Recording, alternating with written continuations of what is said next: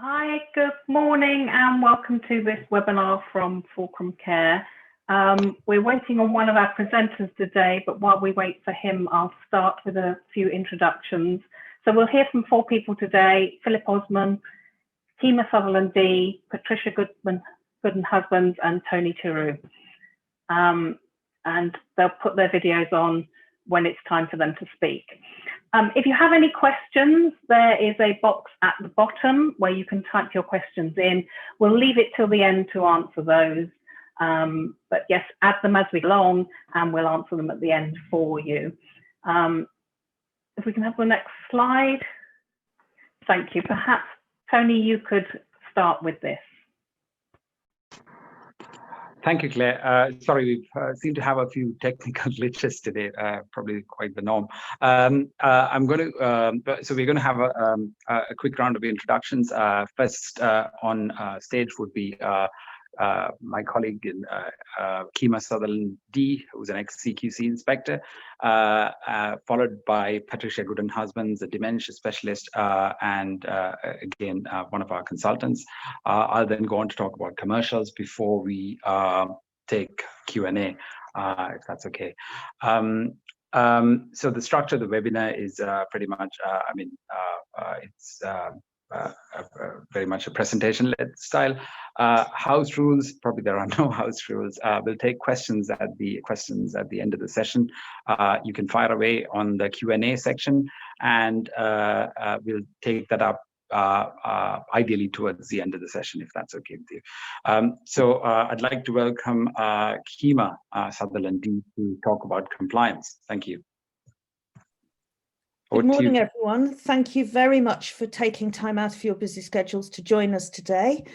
I have a long history in health and social care, and for the last 18 years up until April, prior to joining Fulcrum, I was both an inspector and then an inspection manager with CQC. So naturally, I'd like to lead in by talking about compliance going into 2021.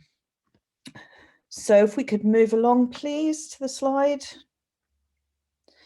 So just wanted to talk to you a bit about pre-COVID, where, as you know, scheduled inspections happened based on ratings, and they were pretty regular and pretty predictable, actually.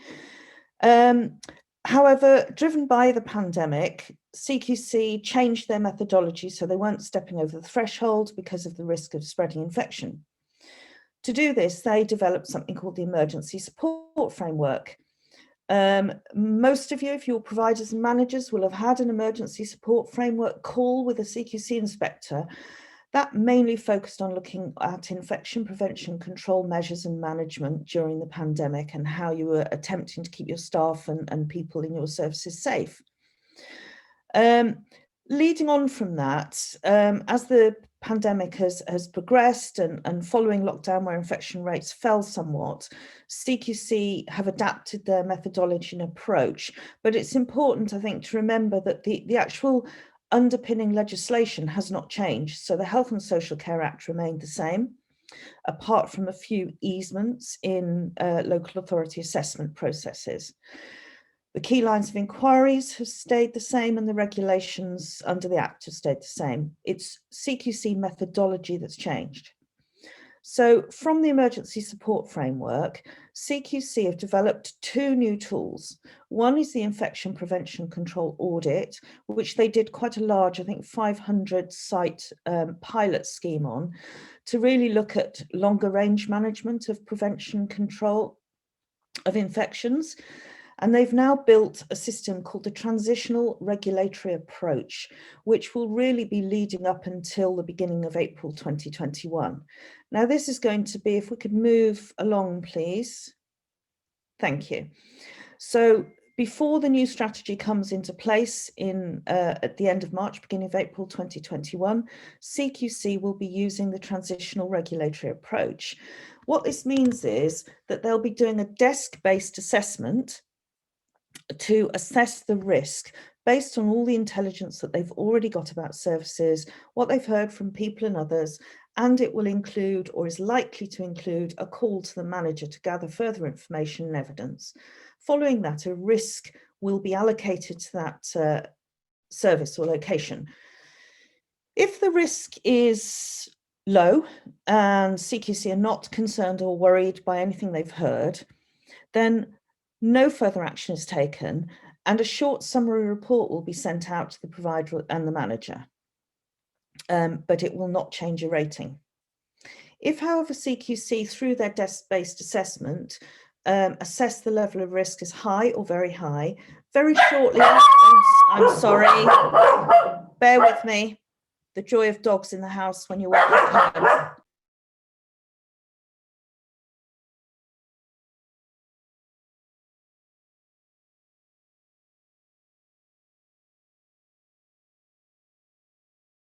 Huge apologies. Anyone with dogs in the house will understand the postman and the dogs barking during calls.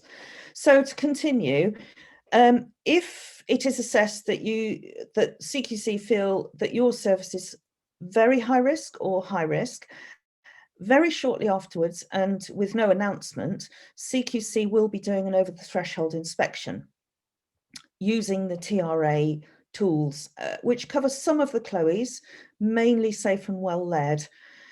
And within that on-site inspection, they will include the infection and prevention control audit that they have been using separately up till now. So everywhere they inspect, they will do the infection prevention control audit as part of that inspection.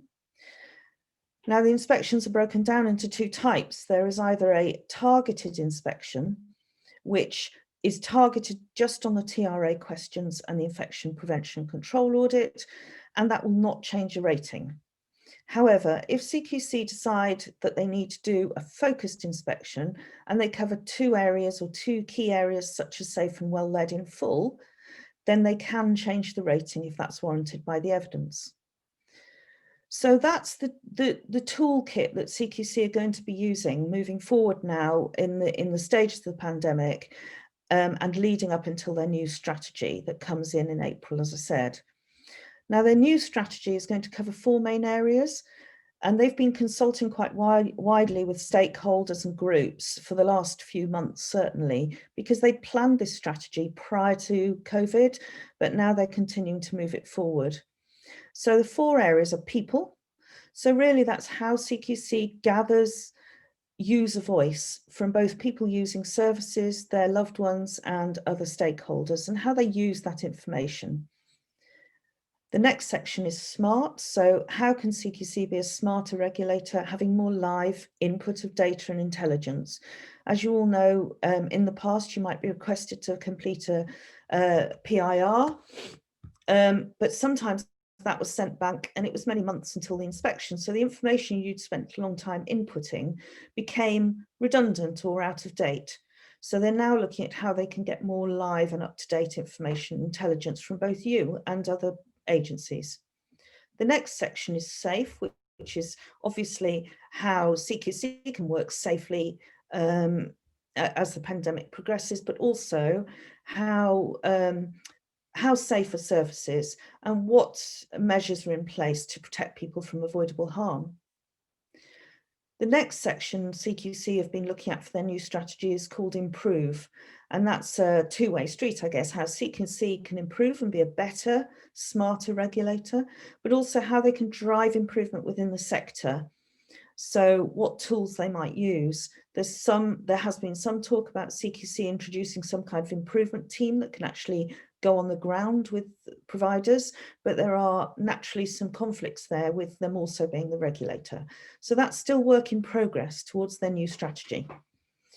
I suspect there may be a case to delay the introduction of the new strategy due to COVID, if we're going beyond the beginning of April, because of their capacity, but also because providers and managers may still be in the depths of managing safely the pandemic. So if we move along. So let's just recap that there's going to be a desktop assessment of risk, which is called the transitional regulatory approach. Depending on the risk level that CQC assesses your service to be, there may be an inspection which could change your rating. I just wanted to talk a little bit through a couple of case studies, mainly focused on infection prevention and control, because obviously that's been the focus for very many months now. So a couple of thoughts really on this and ideas from what I've been seeing and what colleagues have been seeing. Certainly we went into one service where the provider and the manager had come up with extremely good practices. They had looked at the environmental plan of their home and planned zones and signed those zones very clearly from green, amber and red zones. And this really dictated the amount and type of PPE that staff were wearing in those zones and how staff moved between them. This, the aim of this was to break the chain of infection across the home. Staff were well trained, they understood this thoroughly. And because of it, there was a very low rate of transmission, both into the home and across the areas. And CQC also recognised this when they did the emergency support framework and were highly assured that this home was being managed well from a safe point of view. However, we also went to consult another home where we found that PPE was rationed and it was kept in the manager's office. So staff were moving around the home without any PPE until they reached the manager's office and were able to source it. Hugely risky. And what actually happened was the transmission was higher in that home, and sadly, so was the death rate. We know that many homes managed extremely well during the pandemic, but there were also those that struggled to get to grips with both the huge amounts of guidance and the way to manage locally. So that was a really poor example of practice that led to an increase in infection. And we're not saying that's common, but we have also seen it happen, and so have CQC. So obviously we set up stations at key areas in that home, both at entry and exit points and around the home. And we retrained the staff in the use of PPE, and we explained to the manager how to follow the guidance. Following that, given a couple of weeks, the infection rate reduced. People and staff were safer in that circumstance. So if we could move along, please. So I just really wanted to talk about moving into 2021 and some preparations for that. And the advice I can give is to stay as up to date as you possibly can with CQC guidance and also gov.uk guidance and guidance from your local area through the local authorities. We know there's a huge amount of guidance out there, but CQC and gov.uk have pulled the COVID guidance and other guidance into one place now.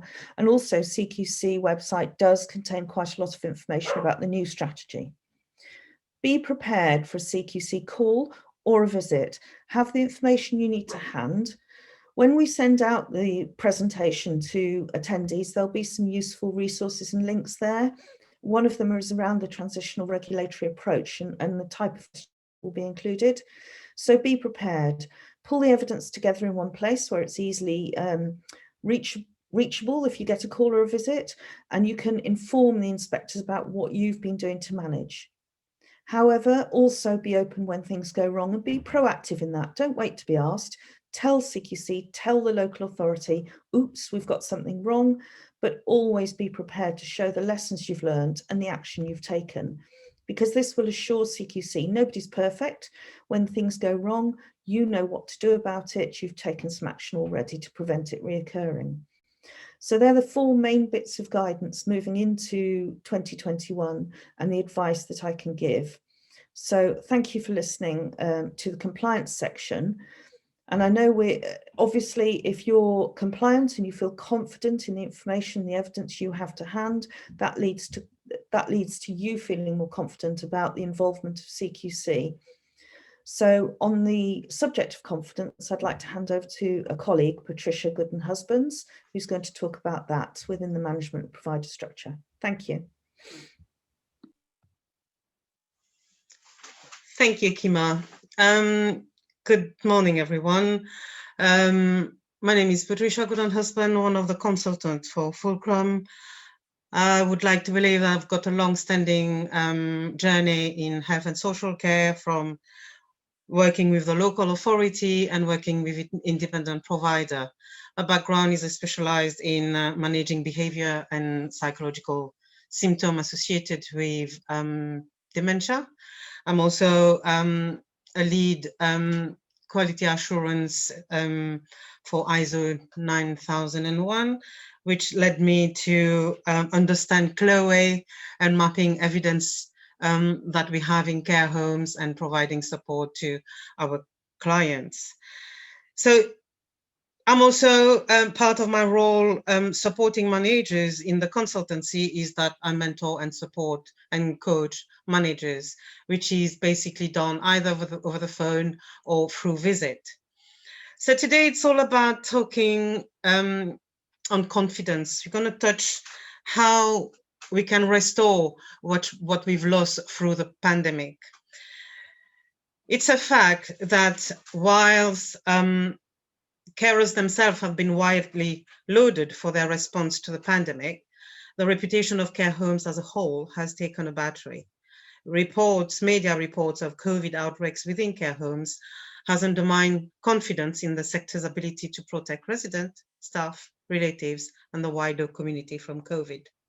How do we move from that threshold to confidence? How do we restore the confidence that we initially had and to move forward into 2021? So I brought a quote from Dr. Brooks, which I really liked, which states, regulating and balancing feelings of confidence requires considerable self-awareness and knowledge. What I mean by that is you know your service, you know what you can deliver. However, sometimes there's a dent, and that dent is our confidence, because it's about, do we understand really how the CLOE works in everything that we do on a daily basis? How infection prevention control, which is the priority of CQC in these days, how are we following the government guidelines and having that input in the care home? How confident are you in promoting that in your sector? So within confidence lies different leadership quality, which is on the next slide. So we talked about, so the leadership quality here, we talk about the strength, the determination, the tolerance, but more so the resilience to move forward. We talk about strength here, we talk about staffing level, your occupancy, how well you know your resident, how well you know the regulators, how well you know the regulations, and how well you know the local authority. The determination, are you really engaged? Are you really determined to pursue? Or once you've had a CQC inspection, it's like we drop shoulders and we don't want to move? Or are we really determined to fight? And that is how we tolerate the system sometimes, how we tolerate what is happening around us, but also it's that resilience to move forward. So confidence is that intertwined leadership quality that stretch amongst those four items. The reason why I've picked those 4 items is that's what I've seen as a consultant going into care homes. You've seen managers and providers having the strength, they know what they are doing, they know where they want to go, the goal is further there. However, they have the determination, but it's that confidence to get them there. And that's where we move towards the next slide, where we are going to talk about how do you identify your strength and how you capitalize on them, or how do you identify your weaknesses and work on them. So your strength, for example, in a care home is you have been able to retain an equitable staffing level. You know your residents, so your bed occupancy is at the level, let's say you are 99 or 100% occupant. So aligned with that, you have a balance of staffing level and occupancy. Then you've already restored confidence in your local authority. Use those 2 items as a stepping stone for your confidence, and that's your bargaining power with the local authority or even with the regulator. However, identify your strength. We will use the same example. If you have a big staff turnover, you'll realize that you are under the scrutiny of CQC and the local authority. So what causes staff turnover? There's different aspects. COVID-19 has been one that's put a spanner in services that we've visited, and that has caused a lot of concern for some of the providers. Staff didn't want to work in care home, so they've left because of the increase in infection, and also the bad publicity that whether we like it or not, the media has been populating.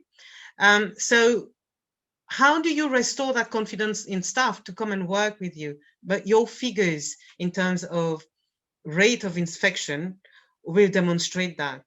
With the new guidelines of having regular weekly testing and regular testing with your staff, the measures that you put in place in your service will instill that confidence in recruiting, and you'll be able to demonstrate that to even your staff, the relatives, or any prospective client. However, even though you have positive cases, it doesn't mean everybody is open, as everyone is at risk. But if you are confident enough to demonstrate that you're minimizing those risks with strict protocol in place, then you've already restored that confidence in your stakeholders. Again, we talk about be confident and assertive, but not be confident and arrogant, because we've come across a couple of care managers who think they know it all. However, that arrogance in itself doesn't instill confidence in the stakeholders. They think they know. When we are walking in, they think, well, we know that, why are you here? But then when we use the mentoring and coaching approach with them to identify that's the reason why the home hasn't been rated, then that arrogance drop, humility step in, and then we start building up their confidence. And that's the work that we do. We stay with you until you are strong enough to substantiate and obviously continue on that journey in the care sector. The next slide, we're going to talk about some case study. So I'm going to tap into two case study. One is a nursing home where the manager has strong clinical soft skills, and I would say hard skill as well. However, she knew her resident, but that confidence to cross that line and challenge, let's say, the NHS, the trust, the local authority, or even CQC, or challenging that wasn't there. Also, she was very friendly with her staff. So sometimes it was a bit difficult for her to take a stance of, hang on, we need to be a team. We can be friendly, but there's a professional line. So when we step in, this home was inadequate in all areas, in all 5 areas. What we work with them was take everything that they do. Obviously, there was some adjustment. There was some organizational adjustment that we encourage them to engage. And once that was there, we started the coaching and the mentoring process. Gradually, it's a long process. For that home, it was a long process, but they've moved from being inadequate, requires improvement, after 6 months, and 6 months after that, they became good. So within that full year, there's been a lot of work going on. They retained their staff. They had the confidence mainly from the local authority, because these are the people that were monitoring them on a regular basis, and they've been able to see that improvement journey. What we did, one of my colleagues calls me the walking Chloe and the walking regulator. What we did in this home was mapping everything that they were doing. We were mapping that towards the Chloe and using it as evidence. The little thing that they do is used as evidence on for CQC inspection, and it's proven to be the right thing. I use that example because I come from a care home that has sustained two recurrent outstanding. And it's about how we've built up these evidence to demonstrate to CQC, yes, we are creative, yes, we are innovative, and yes, we can move forward. We totally understand that this pandemic has put a span on everything that we do.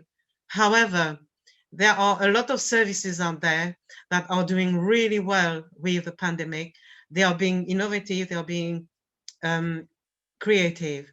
Now, at the moment, we are currently supporting a service which unfortunately had a bad rating in terms of IPC. But for the last 6 weeks, and this care home has been followed by the local authority. Last week, we did another quality audit for them, and it proven to be that the manager, with only the element of coaching, she already had the resources within the home. However, coaching and mentoring and working in partnership with other stakeholders has catapulted her now to be basically on the journey to get a good. So this is basically what we want you to know is how well you know your people, how well you know your staff, your resident, home, the home, what we will call the extended family. How well you know your safeguarding procedures, not just your own, but make sure you're aligned with your local authority. No, we're not asking you to know the Chloe in general. However, if you are able to cross-reference what you do, that will also help you. Last but not least, keep up to date with CQC input, all their updates, the government guidelines on COVID, and that will take you further in 2021. As I said earlier on, what we do is we provide a lot of support, mentoring, coaching.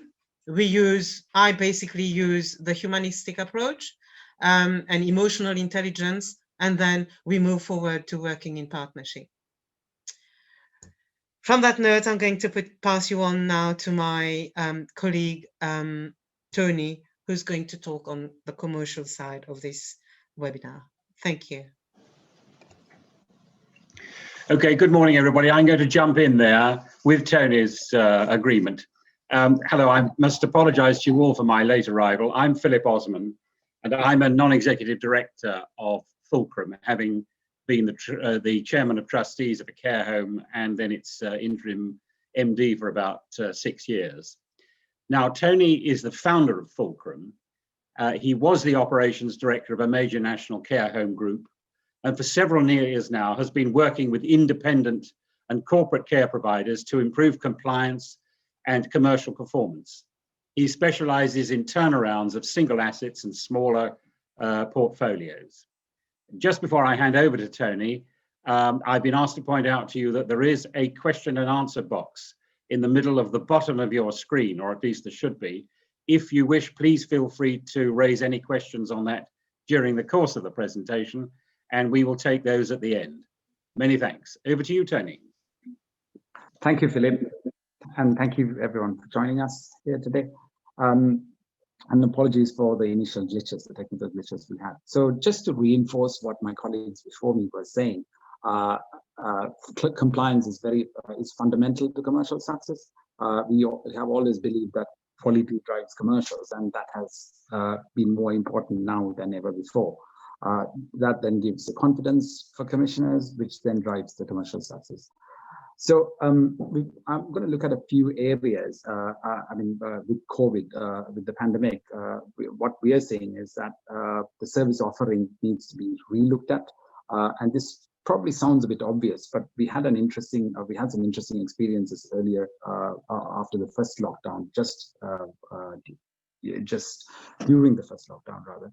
And what we found was we were able to set up COVID cold sites, or sites for our clients, where we were able to set up sites for them with fees of up to about £2,000 per week per resident for residential care, simply all with the intention of relieving hospital bed pressures. But that kind of premium pricing is probably not going to be sustainable. So there's still going to be demand for specialized services, and especially with winter pressures building up. So nursing dementia, or even nursing dementia together, would be a service offering that's worth looking at, worth developing. We are seeing residential services operate at, with very low referrals coming through, but that's what we are faced with. In this kind of a context, in this kind of an environment, there is an opportunity to move away from flat pricing structures and rethink that.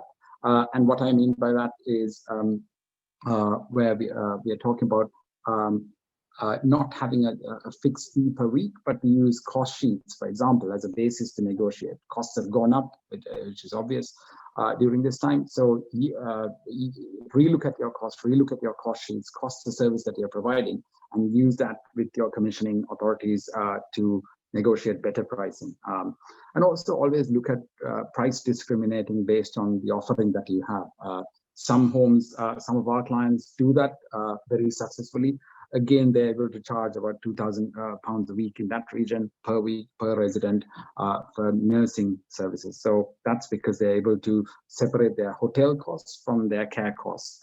And thinking that way really does help, we have found. Review the processes that you have in place with COVID coming in. So look at COVID secure visits. The visitor pods are becoming more and more popular and prevalent, and are probably here to stay for a while. But also manage the inquiries quite well. So whether it's from a local authority or a private inquiry, we find that there can be drop-offs from the point of view from the time somebody answers a phone call, where if it's not done correctly or appropriately, then confidence in the service is lost, because that's your first impressions for the caller. And often, so there needs to be a process that is very robust, where inquiries are not dropped off, not just post-it notes, so a way of following up those inquiries, etc. So review the processes, because this would help, and these are the details, I think, which will help with the commercials. And keep the chatter going. I know we are very preoccupied with COVID. We are preoccupied with looking after the residents that are in our care and their safety and well-being, and that's great. But bear in mind that quality and safety matter more than ever before. And what we find, and what probably is very much the case within the care sector, is that perception is reality. So always look at rebuilding confidence in the COVID era. Care homes have taken a real hit in terms of confidence, having been dashed with no thanks to a lot of negative media. But rebuild confidence in the area. Relook at those testimonials. We see a lot of care homes where the testimonials have stopped, all that effort that was put into obtaining positive testimonials, reviews have died a natural death or been put on pause. So, but this is a time when there's a lot of empathy for care homes, so use that and leverage on that, and keep that chatter going, keep that positive chatter going. That's what we would say. This is probably worded, I couldn't find a better wording for this. I've called it physical evidence, and we all know about evidence within the care sector. But the COVID-friendly activity planners or the menus that you have, showcase them. The visitor pods, try and get as much publicity, try and promote them out there in the marketplace. It's not just enough to do it, but it's also important to talk about it, whether it's in social media, of course, taking into account privacy and consent, but just showcase that as much as possible. One of the things that we find is, the COVID, the pandemic has also created an opportunity in terms of being able to reduce the agency premium. People are talking about high agency costs as a result of COVID because of additional staffing, probably existing staff isolating. But it's also one of the things that lockdown has also created is a pool, an enlarged labor pool. No thanks to layoffs and furlough and etc. Within the leisure, aviation, and other sectors. So we were able to recruit for some of our clients. We were able to recruit some really good quality staff with the right mindset, with a very positive customer service mindset as well. So very person-centered mindset, and that's what I'm trying to say. So we were able to recruit them, and quite a few of them had experience within the care sector previously, or they had cared for somebody. So they had the right mindset, right values, and that really did help to. We were then able to open up a unit to relieve hospital bed pressures in the first lockdown very quickly, within 7 days, mainly because we were able to get the management staff team together, and this was we were able to tap into this labor pool in doing so. And again, staff recognition programs, we know that they have a lot of value, but then again, they seem to have faded into the background in terms of their importance. So we've had to remind, just yesterday, we had to remind one of our clients, how are you recognizing your staff? How are you retaining them? And then they said, we're going to do something for Christmas, but that's a long way away. And this is more, you need something immediate. I mean, we had another client where where the service was struck by COVID, and more than 50% of the staff were self-isolating, more than 50% of the residents had contracted COVID, and the existing staff team were working really hard to make it work. Just McDonald's for lunch, and they were really thrilled. They felt, they were recognized, etc. So it doesn't have to be, even the small gestures do mean a lot. One of the things that people always say, and Philip has probably heard this to death, is that continue to engage, cultivate your ambassadors, the families, the staff, get them on site, keep that communication going. And get them on site. We've come across a number of situations during lockdown when visitors or families were not allowed into care homes. Simply not communicating seemed to create all the issues, whereas when the expectations were managed and when it was proactively managed and families were made aware why and how this, they were not, the care homes went into lockdown, we found that really went a long way, and there were less complaints, less whistleblowing, etc. So nurture and cultivate your those ambassadors of the families, staff, health and social care professionals. They know, always work in tandem with them. We're all working towards. It's about joint working. It doesn't always work the way we plan, but do try and make that effort. I suppose the onus is almost always on the providers to make that, and I know that can probably come across as slightly unfair, but it does make a difference when you engage positively on the flip side. And of course, the local community, we has always there's been a lot of sympathy for care homes, so get the local community together in doing that as well. Not forgetting the numbers, always keep an eye on the numbers is what we like to say. We love this payroll to revenue ratio. We always try to keep a track on that and try to optimize on that, so it will help in terms of keeping your costs down, because the staff costs and plus agency costs are probably do add up. And average weekly fees, we find that it's well worth looking at keeping track of those as well. There is opportunity to negotiate with the commissioners, and as I said, we were able to get some eye-watering amounts of money for some of our clients in negotiating with CCGs and the local authorities in this time, and in a fair manner at the end of the day, so not to exploit the situation at all. But also look at market disparities. We found homes which were charging £500 a week for private clients when their competitors in the neighboring areas were charging £900 a week. On the flip side, we've also been able to create a very strong quality perception for some of our clients, where they're able to charge about £2,000 a week per client, whereas the home opposite was charging about 900 quid a week per client per week. And also we find, yes, the infection control grant was available, so by all means use it. We found that people hadn't necessarily claimed the monies in the right way, so they hadn't made really had the benefit of it. So just follow the due process, and I'm sure that would go a long way. That'd be a lot easier. That would make things easier to claim those monies. Don't cut corners on essential maintenance. If it needs to be done, if it affects the safety of residents, staff, then please do it. Have a improvement plan. because that's your evidence. That's also and also keeps everyone focused. Otherwise, there could be a lot of we find that homes that have had improvement plans have and tracked it and kept it up to date have always benefited, is what we've seen. So we've seen CQC adopt a very, has come in quite hard on some of the providers, especially the providers who have been not necessarily compliant or inadequate and requires improvement rating homes. So if you've got a good rating, protect it, because it's easy to lose it. So maybe that's where, so protect it with your life in every sense. Engage with your stakeholders and look at commissioning new services, look at new services that can be developed. So with that example that I mentioned earlier, the client had, for 3 years, they kept this unit empty. It was mothballed. And suddenly COVID presented an opportunity, and then now that unit is able to now turn over about £3.5 million an annum.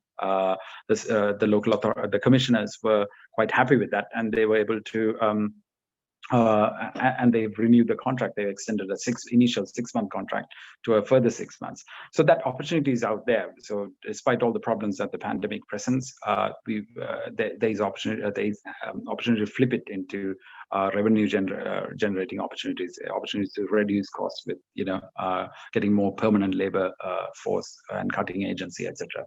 I'm going to stop there, and I'm going to hand it back to Philip. Thank you very much. Thank you very much, Tony. Very interesting and very useful items of advice there. There's no doubt there's a challenging time coming up, as it has been during the course of this year. So now we're going to hand over to Claire, who is going to manage the Q&A session for us. Over to you, Claire. Thanks, Philip.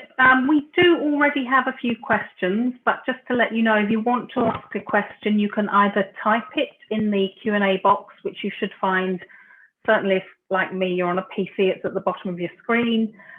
If you'd like to ask your question live, then you can raise your hand using the link at the bottom. Again, it's the participant link. You can raise your hand, and when we get to you, I'll allow you to talk, and you unmute your microphone.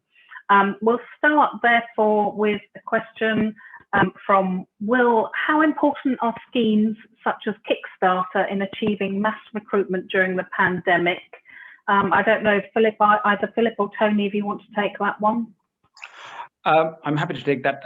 Thank you for asking that question. Well, I mean, Kickstart is a great scheme. It works very well for quite a few sectors. It's a scheme where and it has helped to get people back into employment, encourage them back into employment, and also help the economy.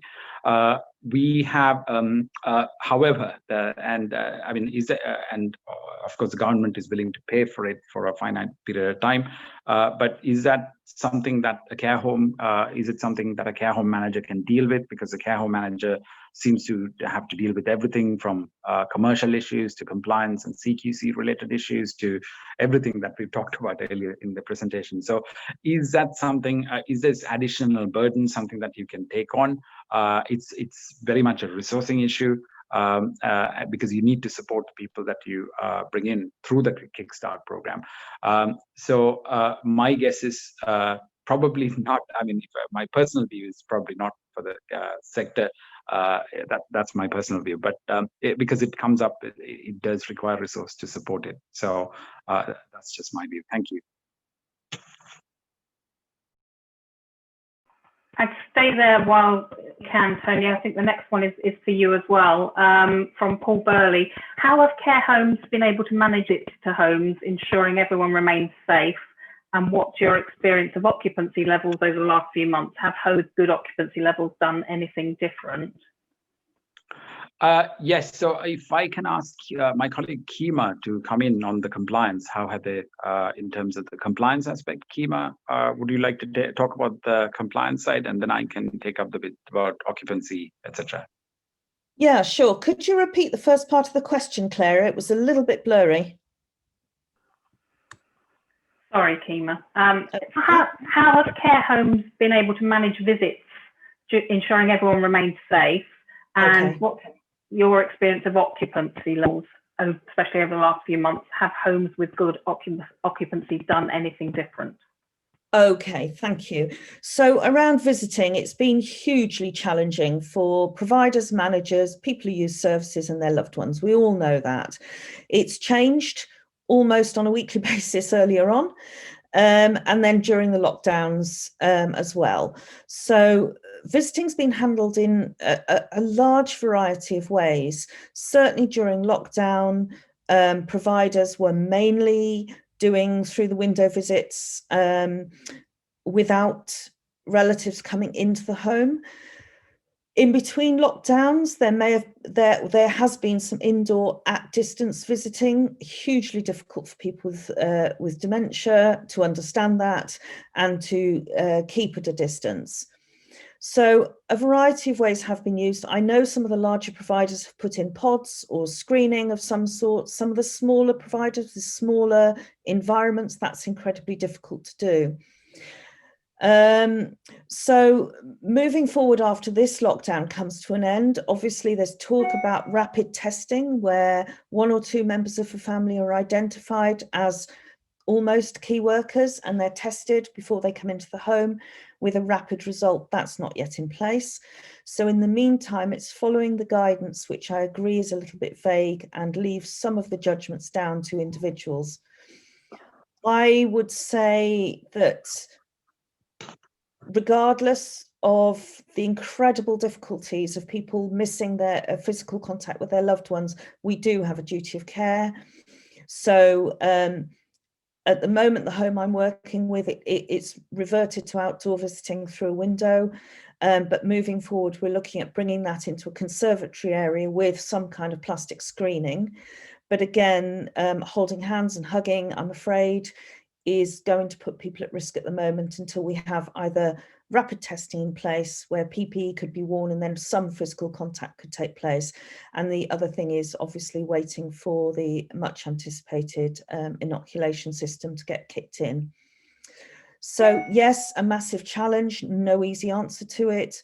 And it's down to each provider and manager to risk assess what's best for their services and how they can manage it. I'm sorry, there's no one size fits all answer to that one. I'll hand you over to Tony to talk about occupancy levels. Thank you, Kima. So we've seen homes lose occupancy because of natural attrition, for lack of a better term, up to about 15 to 20% easily. It started off at 10, but had gone up to 20%.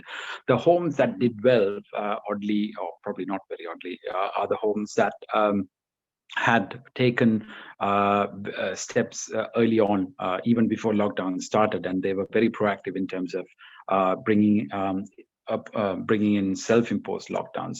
But the homes that really did well in terms of occupancy, in terms of not losing many residents, were those homes. But even they got affected because there is, owing to deaths and discharges, they did get affected.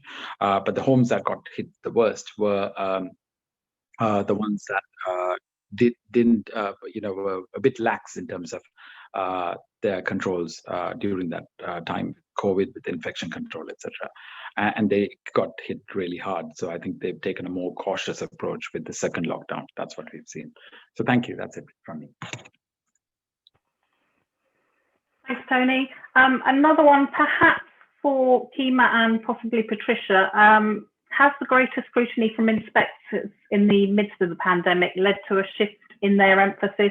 Are they focusing more on care homes which are inadequate or require improvement? I can certainly answer that for you. So during the height of the pandemic, when CQC moved to their emergency support framework, that was purely a virtual assessment, a call with a provider or registered manager. Unsurprisingly, as CQC have moved to more over the threshold inspections, they have found that some of the providers who are rated inadequate and requires improvement, by no means all of them, did not necessarily give an accurate and true picture during the emergency support framework calls. So CQC, maybe there were whistleblowers or safeguarding alerts raised. CQC went in and found the actual picture in the emergency support framework was not wholly accurate. And I think that has led to more scrutiny and the building of this tougher regulatory methodology around the transitional regulatory approach, asking more questions, going more in depth with those that they assess to be at risk, high risk, or very high risk. And I think that's the tougher approach, that they couldn't wholly rely on purely over the phone answers from some managers. And so they're taking more scrutiny. And that's led to more over the threshold inspections, a build-up of gathering of evidence. And I think that's why we've seen an increase in some homes moving from a previous good rating that they may have received several years ago to then coming out as requires improvement with breaches. So I would say the main advice around preventing that happening in your service is to be honest, like I said in my presentation, to be honest about the challenges you faced, because we know they're there, but then to be clear about the lessons learned and the actions you're taking to prevent the impact and poor outcomes for people. So that would be my answer on that one. I think there is more scrutiny on some services. Others, they're leaving well alone for now because they are assured. So I will, and what was the second part, Claire? Sorry, did I miss that? Are they focusing more on care homes which are inadequate or require improvement? Yeah, definitely are. That's where their focus is. They're moving to a risk-based methodology and have been for some time now. If you're good or outstanding and there are no concerns, no whistleblowings, no safeguardings and no complaints coming to them from any agency, then you are likely to be left alone for quite some time yet. The TRA will take place, the desktop assessment, but if that doesn't throw up any concerns, then you are unlikely to get an inspection in the near future. Thanks, Kima, and Will, for your question. I hope that's answered that for you. We have one more written question, but we do still have a little time if anybody else wants to ask anything. Thank you for your question. It's from Anne Smith. What happens to homes with poorer ratings, but because they've improved and are not deemed a risk by CQC, how do they get their rating up when they've already received a limited inspection which didn't cover 2 Chloes? Yeah, that's incredibly difficult because there are a number of providers out there who may have been rated requires improvement over 12 months ago now, quite well over 12 months ago. Under normal circumstances, CQC would have been coming in 12 months to reassess that. So I think there's going to be some righteous anger and annoyance from providers who believe that they've moved beyond their requires improvement rating, have taken action, worked through an action plan, and now warrant a good rating, because they're not necessarily going to be seen in a hurry. Certainly not within the usual and old 12-month scheduling. All I can advise there is that you do get in touch with your local inspector and provide key bits of evidence to say, we believe we're good now, here's the evidence to support that, here are the positive outcomes for people. And also to be in touch with your local commissioning, local authority groups, to also tell them that you believe that a requires improvement rating is no longer a true reflection of your service. But until CQC work their way through these transitional regulatory approach desktop exercises, it's going to be a tricky one, because I think there's a wait before they maybe step over the threshold of those lower risk RI services. That's what I can provide at the moment, but things are moving. Thanks, Kima. That's all the questions answered. Just a final second to ask if anybody else has anything else. You can raise your hand using the participants button or type a quick question. Okay, I'll leave it for the moment. There's nothing, and I'll pass back to Philip. Thank you very much. Well, thank you very much, everybody, for attending today. And thank you also for your patience in putting up with our technical challenges, which I think are now resolved. Be that as it may, it was a very interesting presentation. Thank you too to the speakers. It's clear that there's much to think about in 2021. Those issues include COVID consequences, Regulation 18 amendments, the new TRA and IPC requirements, possible sleepover tax implications, occupancy rates, recruitment challenges, and insurance cover and costs. Now, summary of the presentations, concentrating on compliance, confidence, and commercials, will be sent to all attendees, together with relevant internet links. And remember that if you do have any queries at any time, do please get in touch with Fulcrum, either by email or telephone, and details of the contact points should come up, which there they are. As I say, thank you very much for attending, and thank you for your time today. Please get in touch with us if we can help in any way. Many thanks.